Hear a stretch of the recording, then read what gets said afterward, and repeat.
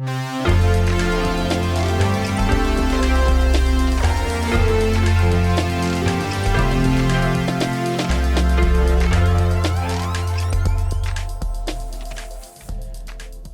friends, and welcome to Weekly Witness, Texas Impact's weekly podcast designed to help mainstream Texans of faith understand the legislative process and to help you engage with the Texas legislature. My name is Scott Atnip, your host and Texas Impact's Director of Public Witness, and you loved the first two versions of the Houston Faith Votes Religious Leaders panel so much that today we're bringing you the third and final installment. If you missed the first two, you should go back and listen. Why aren't you listening? But these panels of religious leaders were part of Texas Impact's 3 Houston Faith Votes kickoff events, a partnership between local congregations and organizations in Houston working to increase civic engagement and voting. Again, the materials from these conversations isn't Houston specific, but hopefully inspires all of us to engage our congregations in civic engagement work and specifically to mobilize our congregations and communities to participate in every election. And spoiler, Texas Impact has tools for you to do just that. Check out texasimpact.org or the materials from the Houston Faith Votes campaign at houstonfaithvotes.org. So now that we've wrapped up all these events, we hope that you're taking the time to make a plan for how you will use the tools, and more importantly, to engage your congregations and communities in that work. Here to inspire you to do just that are the panelists from the August 27th Faith Leaders panel at Servants of Christ United Methodist Church. We had with us Bishop Cynthia Harvey, Bishop of the Texas Annual Conference of the United Methodist Church, Reverend Harvey Clemens Jr., Senior Pastor of Pleasant Hill Baptist Church, Rabbi Josh Fixler, Associate Rabbi of Congregation Emmanuel, and Reverend Victor Thomas, Dean of the East Harris Convocation and Rector of St. James Episcopal Church. So here we go. I hope you enjoyed this week's conversation.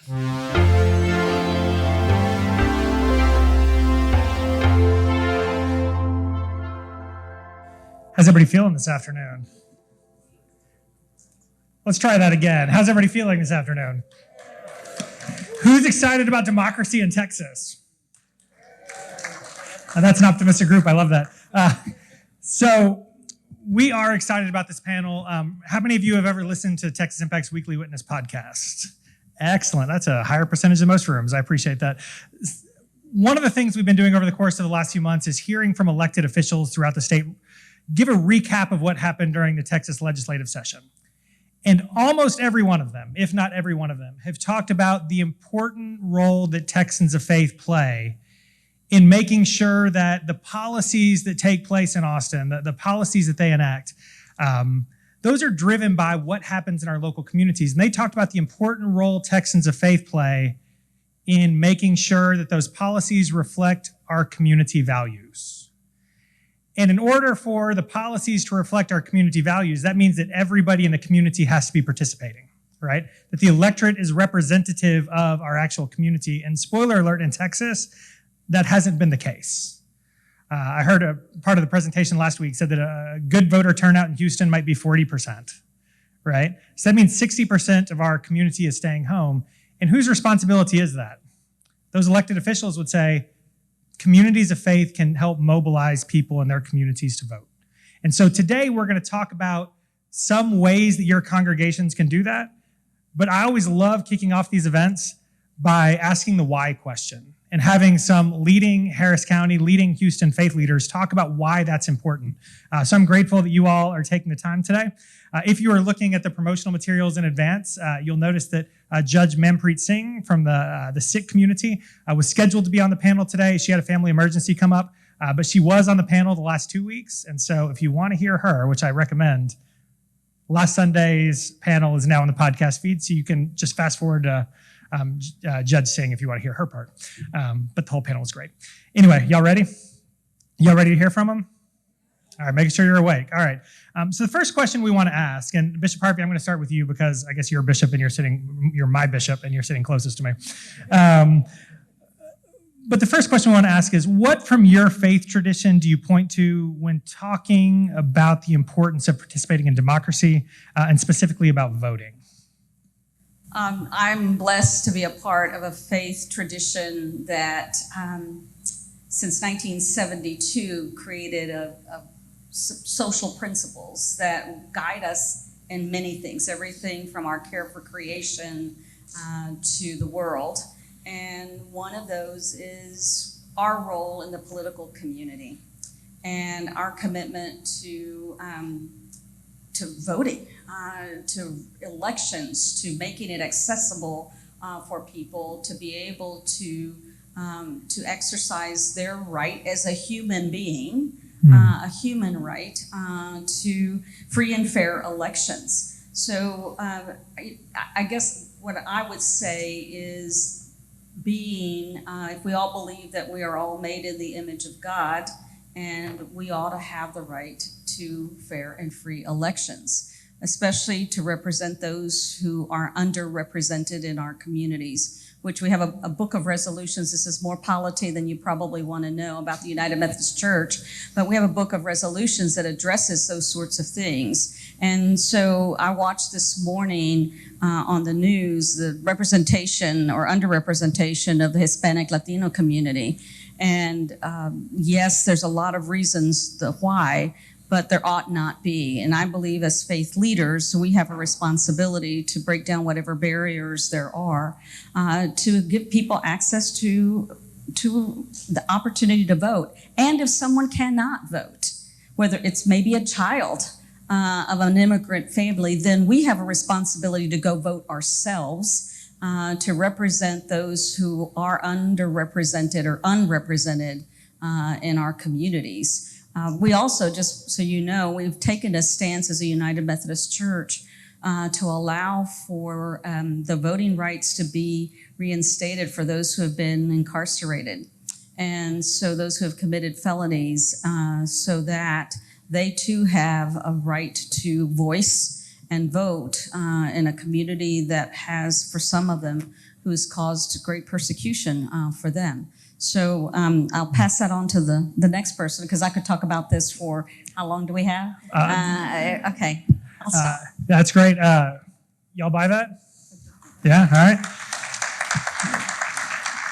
Rabbi Fixler, same question, and your congregation has been a leader in this front, so let's start with the why question. I often point, first of all, I just want to say what an honor it is to be here and to be amongst friends and amongst people who care deeply about faith and deeply about our civic environment. My congregation, Congregation Emmanuel, has been engaged in civic engagement work over the last 2 election cycles. One of the texts I point to when people ask me that question, why are the synagogue doing it, is a quote from a section of Jewish text. In a book called the Mishnah is a section called Pirkei Avot, the ethics of the ancestors, which is a collection of sayings of rabbis in the 1st to 3rd century of the Common Era. And in it, and this text is in the packet that Houston Faith Boats has put together, there is a quote that says that a rabbi said you should pray for the welfare of the government because without it, people would eat each other alive. Couple of thoughts there. There is an understanding, even in the 2nd or 3rd century of the Common Era, that the government is keeping people alive, is sustaining life, is protecting people and protecting people from each other. And I think it's important to remember that this is a text that rabbis are writing at a time after the destruction of the Second Temple, if you know your Second Temple history, where they are the minority in various communities around the world. And so they are aware, for them in particular, that there is a vulnerability and that they are praying for the welfare of a government to protect them as minorities.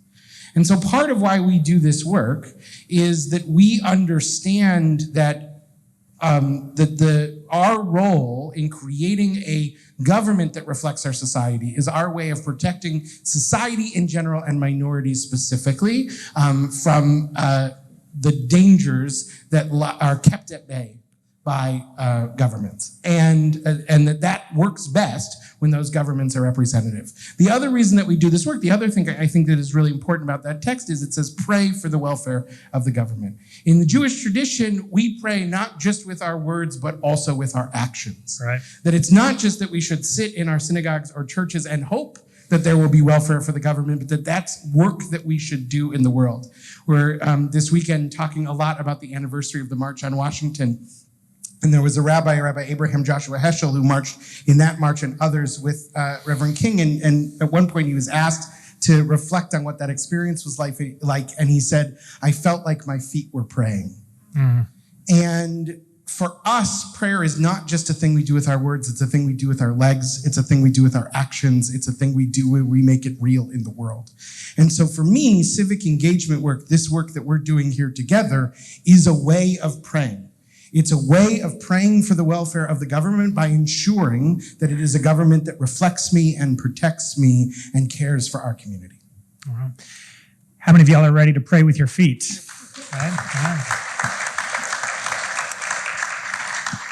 All right, Reverend Clemens, Historic Houston Church. Talk to us about the why question. Good evening to all.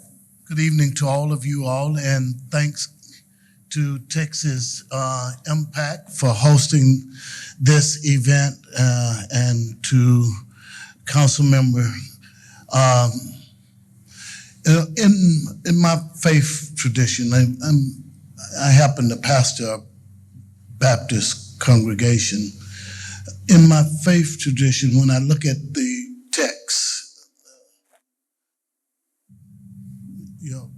the whole text, when you look at it, and not just in my faith tradition, but when you look at various faith traditions, the Sikh, Muslim, Jewish, Hindu, basically it comes down to this. It's about a relationship.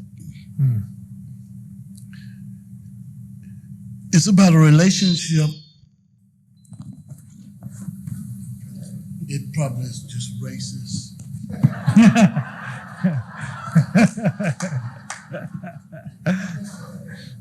Forgive me, I couldn't hold myself. It's about relationships. It is, most of us, if not all of us, want a relationship with the Creator, which is a vertical relationship. But in my faith tradition, in almost every faith tradition, is before you can have an ideal relationship with me, you need to have a relationship with each other. An unknown poet wrote this thing: I sought to see the face of God. I climbed to the top of the steeple, only to hear him say, if you want to see me, go down among the people. So if relationship is what it's about, how do we respect, love, care for each other, regardless of our skin colors, regardless of our makeup? If that's the goal, is for us to be a humanity that loves our Creator, then it says to me that part of that love, as you say, put feet to it, is that we must act. It's that we must act. You made mention of the fact that 60 years ago to the date on tomorrow was the March on Washington, where Dr. King says, this great I have a dream speech. But for many people of color, many people who are poor, even if you're white, you're in the same category. Many of us are still fighting for the very rights that Dr. King was talking about then. In the preamble of the Constitution, it says, we the people. I think what the founders were saying as they wrote that is that we don't have the power, even as the writers of the Constitution. Legislators don't have the power, even though they're voted in. Is that the real power of a democracy is in we, the people. What they were saying to us is that the power of how decisions are made in these United States is that every citizen has the right to vote to establish the direction of the country. That's where the power lies, not in legislators, not in the president. It lies within us. You may ask the question, well, how is that true? It lies in us by making the decision who will be the Congress, who will be the senator, who will be the president. So from a biblical standpoint, we have a duty and a responsibility to try to keep peace and to bring about those rules and principles in which we believe. But from a civic standpoint is that we don't have the right to complain if we will not vote.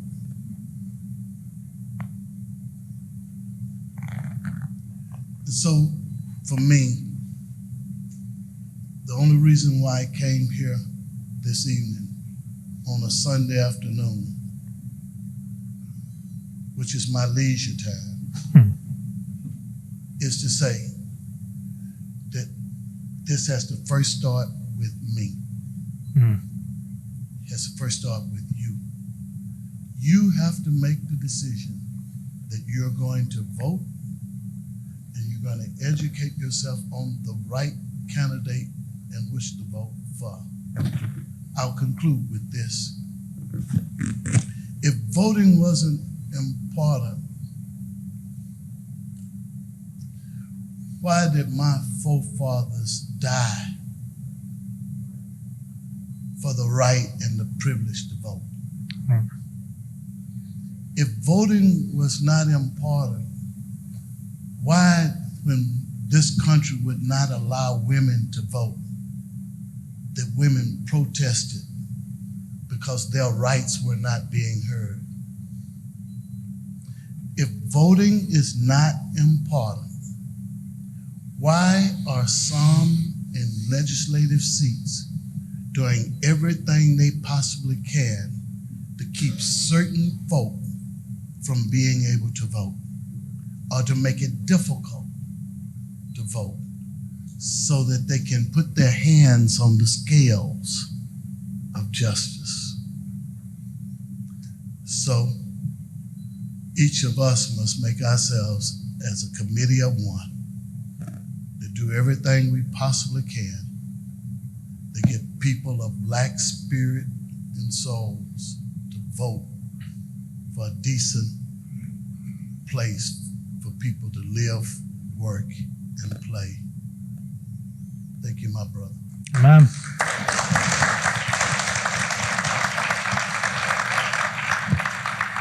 All right, Reverend Thomas, same question. Follow all these people. I will say this, that God calls us to love our neighbor as ourselves, and we're called to love God most of all. And because everybody is part of God's creation, that means we have a responsibility to one another.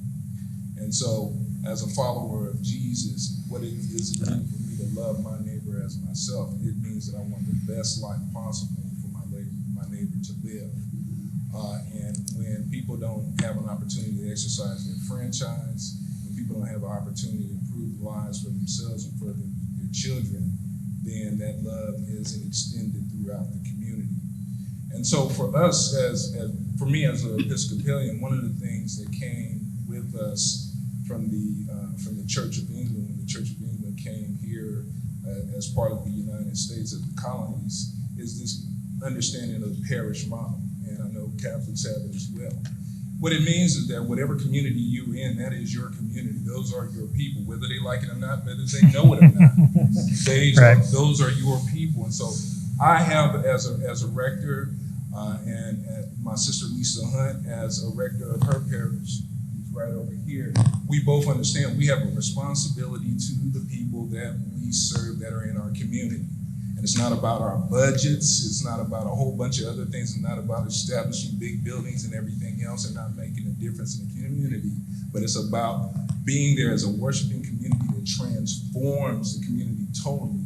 And so what it looks like on the ground is that there's a lot of work that is done to make sure that people not only understand this theologically, but they understand it practically, that the tentacles of such an understanding is working its way through the community. And so that's what it is for me. All right.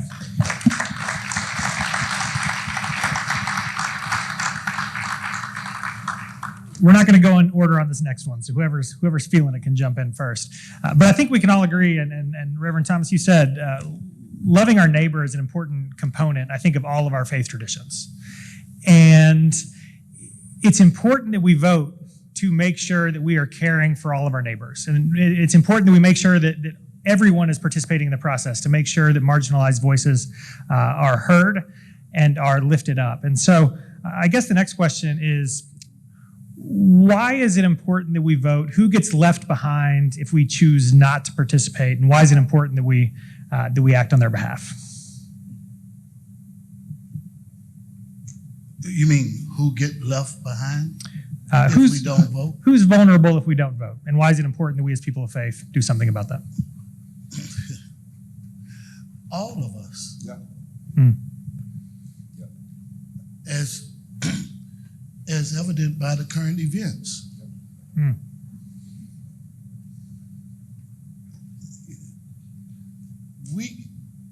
We possibly could lose our democracy.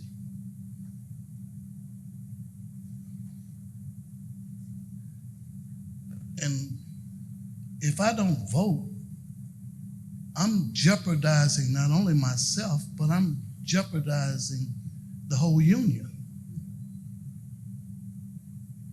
In fact, Dr. King said the greatest tragedy of the civil rights movement was not those racists that were beating us and whooping us. It was those who were watching it at home on television or the radio and doing nothing about it. So if you don't vote, you become an ally with that which is injurious. All right. And that's antithetical to the gospel. I just, as a Latina, knowing and having parents who worked 2 and 3 jobs, and if the polls open at 7 and they close at 7, and they punch a clock, they can't. So the marginalized just continue to get more marginalized, and the vulnerable continue to become more vulnerable. And I remember this discussion at a kitchen table of who was going to take the day off. And at least one of my 2 parents would try to figure that out. And that's when they when they were gifted the opportunity to vote.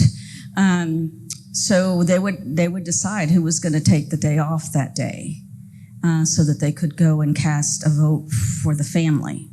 They weren't casting a vote for themselves. They were casting a vote por el barrio. I mean, that was their commitment. So when I think about my responsibility as a voter, I go back to those days, and I mean, to poll tax. I'm old enough to remember some of those things. So I just believe that if we don't give people the opportunity, it's not a privilege. This isn't about privilege. This is about a human right. Right.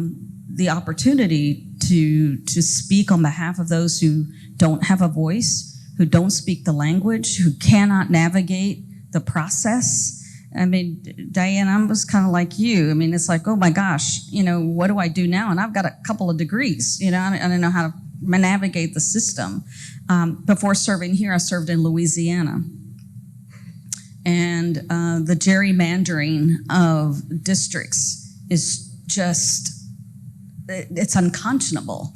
And so our annual conference, our United Methodist Church in Louisiana took a stance and stood hard on some of the gerrymandering that was occurring.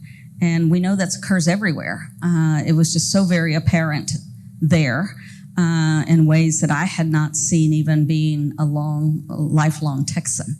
So I just think these are the responsibilities of us as faith leaders to point out where the inconsistencies are in who we are as faith leaders and who we are as people of faith and democracy. I mean, those, you can try to separate the two, but at the end of the day, you shouldn't, because they are both intertwined. Now, I would never say to a pastor, preach, who to vote for from the pulpit. That's not at all what I'm suggesting. But I am suggesting that we inform people and give people every opportunity they can, whether it's language, education, whatever it might be, that we give people, we take away all of the barriers to being able to really speak for themselves and not have to cast one vote for an entire community. Yeah.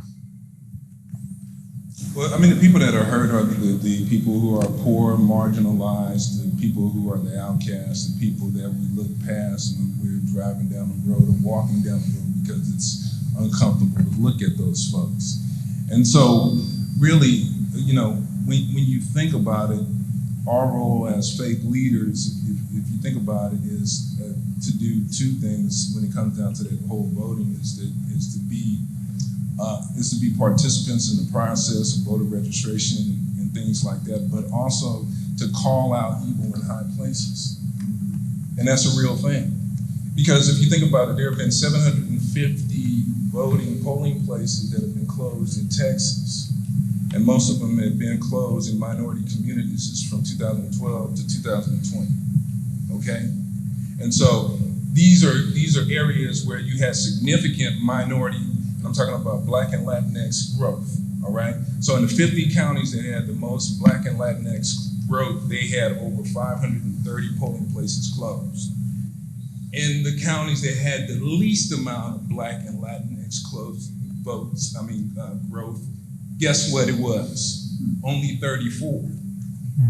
So when you call out evil in high places, which comes down to the reason why you can do something like that in the first place, is because the Supreme Court took the reins off of the voting process or the jurisdiction process, which means that before, as part of the Voting Rights Act of 1965, you had to go to the DOJ and tell the DOJ what you plan to do and what you plan to change.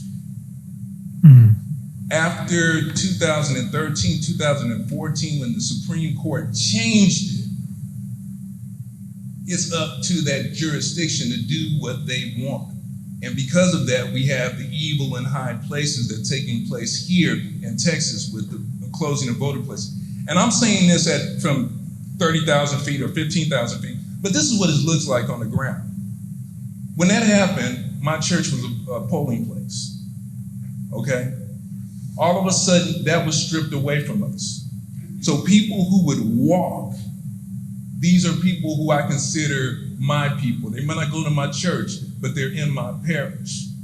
They would walk to my parish to vote.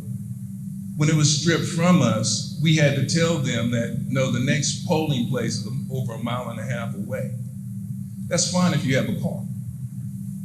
But if you're poor and you're walking, I can't tell you how many people left our parish dejected because of that. Yeah. That's what it looks like. Yep.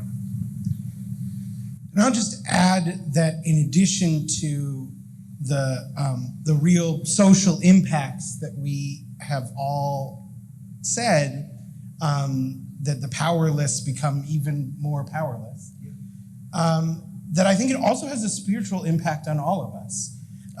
My congregation did a listening campaign around social justice issues in 2019.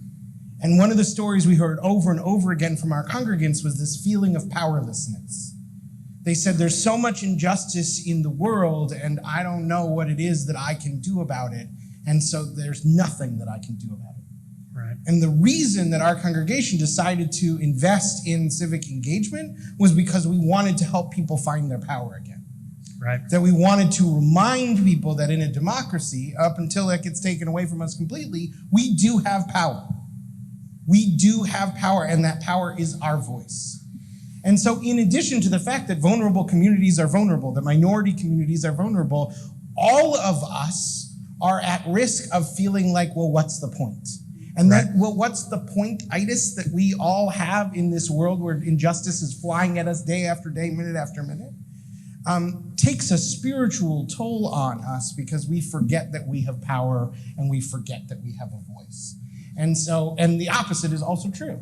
That when we exercise our right to vote, when we show up, when we take out that incredibly long ballot, Texas has the longest ballots, not just in the country, but in the world, in any democracy in the world, a political science professor told me.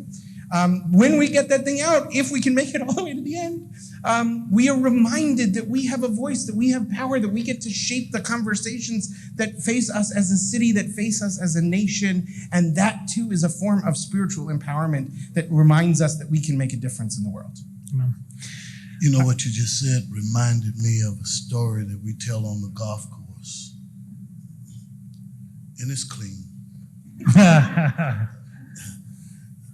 The dog was running after the rabbit. The squirrel saw him and said, "Get him, Mr. Dog. Get him, get him." The dog turned around and said, "Oh, I'm gonna get him. When I come back, I'm gonna get you." I think oftentimes that most of us thinks what affects one person doesn't affect another person. Because I'm white, that's not my fight. Because I'm black, that's not my fight. Because I'm black or white, the immigrants were suffering and trying to get in, that's not my fight. Again, Dr. King said, injustice anywhere is a threat to justice everywhere. Today they may be at me, but every dog has his turn. And the girl who quit me in high school said, and a good dog has two turns. So really, all I'm saying is that people of faith, we all have common ambitions and goals. We may have different faith tradition, but at the end of the day, it's about we have a love for a higher power, and we have a love for what is good for all humanity. And if people of faith voice is not heard, the insanity of darkness will collapse any country. History is littered with nations who have failed. Who would have ever thought that Rome would have failed? All right, I'm not going to make eye contact with Katie right now because we're at about time. But I feel like I can't leave it on that question because it was negative. I think we've all agreed that the faith community has a role in civic engagement and making sure people are voting, right? Right? Yes. And we've all agreed that people that we care about could potentially be left behind if we don't do that, right? So very quickly, this last question so I don't get in trouble. Very quickly, what does it look like if our congregations engage people well? What's the homework? What's the challenge that you would leave people with today? And Reverend Thomas, we'll start with you and work back this way. Making sure that you participate in a voter registration process, encourage people to get out to vote. When you have elected officials that are people who are running for office in your area, partner with other churches to have accountabilities meetings so that you can keep those candidates accountable, but really focus in on the young people that need to be voting and let them know that it's an important thing that they need to exercise their franchise. Thanks. Go ahead. Yes, sir.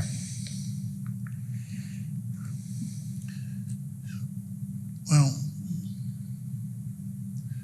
what it will look like is it would look like light fighting darkness. what it would look like. This is the same. Democracy is an experiment, and it is the best government that has ever existed if we can keep it. If we can keep it. It's not a battle you fight one day. It's a battle that every generation will have to fight. It's a battle that all of us will have to fight. And so what it will look like is the people of righteousness are fighting against people of darkness. People who stand for what is right for our civilization and for all people is fighting against those who want to monopolize and oppress and put people down. I think that was the dream that Dr. King had when he said, I dream of a day when my child will not be judged by the color of their skin, but the content of their character. That's what he was fighting for 60 years ago. And for those of us who are people of faith, that's what we're fighting for right now. We had a civic engagement program at our Yom Kippur holiday observance last year. Yom Kippur, if you don't know, is the holiest day of the Jewish calendar year. We fast all day. We're thinking about sin and repentance and praying that the ways in which we were not our best selves in the year we can transform them for the year to come. And we had in the afternoon this civic engagement event. And one of my congregants came up to me and she said, I don't think this is appropriate for Yom Kippur. I think it's great that the synagogue does it. I don't think it's appropriate for this day of the year. That's not what this day of the year is about. And I asked her if she knew why our sanctuary had windows. And she told me because the trees outside look nice. And I said, that's true, but that's not why. The reason why is because it says in the Talmud, in the ancient book of Jewish law, that you cannot pray in a room that doesn't have windows. Our sanctuary has windows because it is a requirement of Jewish law, because we have to understand that what happens in our sanctuary is about what happens in the world. And what happens in the world is about what happens in our sanctuary. And I said that if we don't have a civic engagement event on Yom Kippur, on the day when we're thinking about our souls and also thinking about the soul of our community and the soul of our nation, what are we doing? And so, for me, what it looks like is the opportunity to remind ourselves that our faith is in conversation with the world, that our transformation of our own spirits is about a transformation of the world that leads to building communities that are beloved, building communities that are filled with justice, building communities that are filled with equality, building communities that reflect the love and the values that we read about in our Holy Scriptures. Thanks. I just want to say ditto. I can imagine, I'm a futurist, so I'm always coming to you from the future. So if we could get people registered, voted, access, I'm naive enough, hopeful enough, faithful enough to believe that we could transform entire communities. I love the beloved community terminology, and not just the term, but living it out. I can imagine that we could create beloved communities that have never experienced what that feels like, what that looks like, smells like, that we would surprise even ourselves. I'm always saying to be prepared for the surprises of the Spirit, that maybe even we would not be prepared for the surprises of the Spirit and the beloved communities that we get to be a part of, that we can shape by one very what seems like a very simple thing to do, yet it could be the most monumental, life-changing thing that we can do, where people can have agency for their own well-being, for their own community, their own families. That could change. That could transform our communities. And I'll just say a plug for United Methodism. That is our mission, to make disciples of Jesus Christ for the transformation of the world. The world's a pretty big place, I remind people. And therefore, think about it as your own little sliver of where you are. Whether it's District I or downtown, midtown, wherever you are, we might not be able to, the world's a pretty big place, but if I can make an impact in my community where I serve, and that could just be my family, that might be the best start that we can make. I believe that my little shift and yours and yours and yours and yours, we could change a lot about our beloved community. Weren't they great?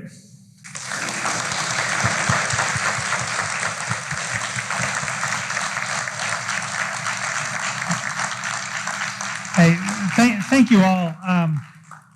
My assumption is that if you're willing to show up on a Sunday afternoon to be a part of this, we don't need to do a sell job on you to vote. You're already planning on doing that. But my hope is that this has inspired you to take the resources that you take today from these tables around the room, from the presentations that are to follow, and go back to your congregation to make sure you're engaging your community. Can we commit to doing that? I wanted a little more than that. Let's try that again. Can we commit to doing that? All right. All right. Thank you all again.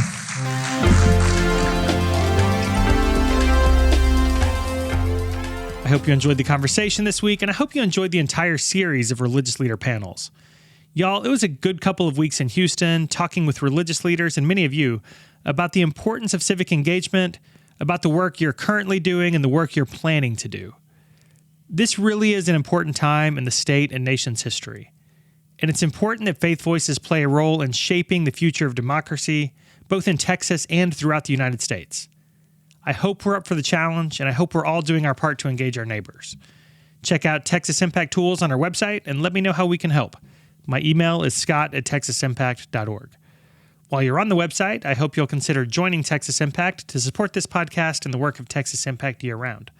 Learn more or sign up for one of our teams at texasimpact.org.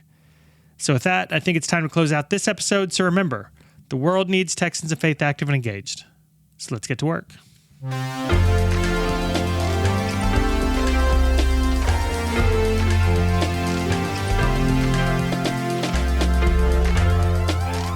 Weekly Witness is hosted by Scott Atnet, engineered and produced by David Fasalo. Our executive producer is B. Moorhead. The opinions expressed on Weekly Witness are those of Texas Impact and our guests, and do not necessarily reflect the views of our sponsors. Weekly Witness is a product of Texas Impact, people of faith working for justice. Visit us online at texasimpact.org.